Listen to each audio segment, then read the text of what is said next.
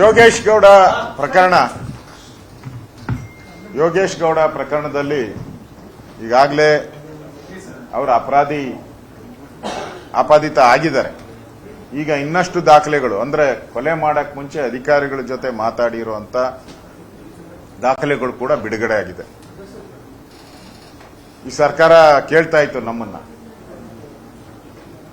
ಮೋದಿ ಅವ್ರ ಬಗ್ಗೆ, ಅಮಿತ್ ಶಾ ಅವ್ರ ಬಗ್ಗೆ ಏನ್ ದೊಡ್ಡ ದೊಡ್ಡ ಭಾಷಣಗಳನ್ನು ಮಾಡ್ತಾ ಇದ್ರು, ಕೊಲೆಗಾರರು ಹಂಗೆ ಹಿಂಗೆ ಅಂತ. ಈಗ ಇವ್ರ MLAನೇ ಅಧಿಕಾರಿಗಳ ತಂಡ ಮಾಡಿಕೊಂಡು ಕೊಲೆ ಮಾಡಿ, ಅಧಿಕಾರಿಗಳ ತಂಡ ಮಾಡಿಕೊಂಡು ಪ್ರೀ ಪ್ಲಾನ್ಡ್ ಮರ್ಡರ್ ಅನ್ನೋದನ್ನ ಪ್ರೂವ್ ಆಗಿರುವಂತದ್ದು ಇವತ್ತು ನೋಡ್ತಾ ಇದ್ದೀವಿ. ಅದರಿಂದ ಈ ಕಾಂಗ್ರೆಸ್ ಸರ್ಕಾರಕ್ಕೆ ಏನಾದರೂ ಮಾನ ಮರ್ಯಾದೆ ಇದ್ರೆ ಇಷ್ಟೆಲ್ಲ ಸಾವು ನೋವುಗಳು ಏನು ಒಂದರಿಂದ ಇದು ಮಂತ್ಲಿ ಫಿಕ್ಸ್ಡ್ ಸರ್ಕಾರ, ಮಂತ್ಲಿ ಫಿಕ್ಸ್ ಸರ್ಕಾರ. ಇದು ಹಣನ ಮಂತ್ಲಿ ಫಿಕ್ಸ್ ಮಾಡಿದ್ದಾರೆ. ಒಂದಾದ್ಮೇಲೆ ಒಂದು ಆತ್ಮಹತ್ಯೆಗಳು, ಒಂದು ಸರಣಿ ಆತ್ಮಹತ್ಯೆಗಳು ಆಗ್ತಾ ಇದೆ ನೋಡಿ. ಸರಣಿ ಆತ್ಮಹತ್ಯೆಗಳನ್ನ ನಾವು ನೋಡ್ತಾ ಇದ್ರಿ. ಇಲ್ಲಿ ವಾಲ್ಮೀಕಿ ಹಗರಣದಲ್ಲಿ ಚಂದ್ರಶೇಖರ್ ಆಯಿತು. ಇವತ್ತು ದಾವಣಗೆರೆಯಲ್ಲಿ ಒಬ್ಬ ಗುತ್ತಿಗೆದಾರ PC ಗೌಂಡರ್ ಆತ್ಮಹತ್ಯೆ ಆಯಿತು. ಹಾಗೆ ಪೊಲೀಸ್ ಅಧಿಕಾರಿ ಪರಶುರಾಮ್ ಅವರು ಕೂಡ ಸಾವನ್ನಪ್ಪಿದರು. ಈಗ ಸಚಿನ್ ಅವರು ಕೂಡ ಈಗ ಆತ್ಮಹತ್ಯೆ ಮಾಡಿದ್ದಾರೆ. ಅಂದ್ರೆ ಈ ಸರ್ಕಾರದಲ್ಲಿ ಇಲ್ಲ ಸಾಯ್ಬೇಕು ಇಲ್ಲ ಆತ್ಮಹತ್ಯೆ ಮಾಡ್ಕೊಬೇಕು, ಆ ಪರಿಸ್ಥಿತಿಯಲ್ಲಿರುವಂತ ಸರ್ಕಾರ ಇದು. ಒಂದು ರೀತಿ ಕೊಲೆಗಡಕರ ಸರ್ಕಾರ ಅಂತ ಅನಿಸ್ತದೆ.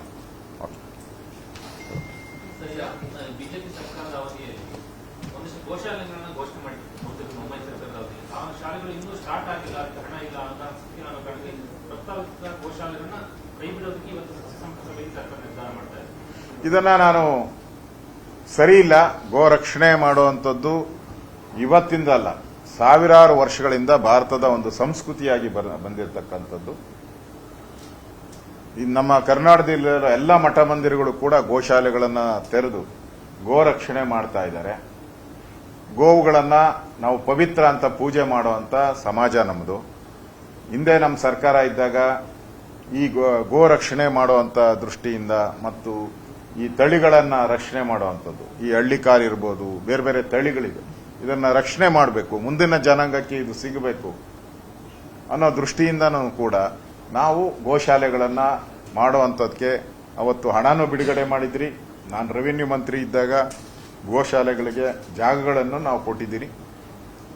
ಆದರೆ ಈ ಸರ್ಕಾರ ಬಂದು ಪಾಪರಾಗಿರೋ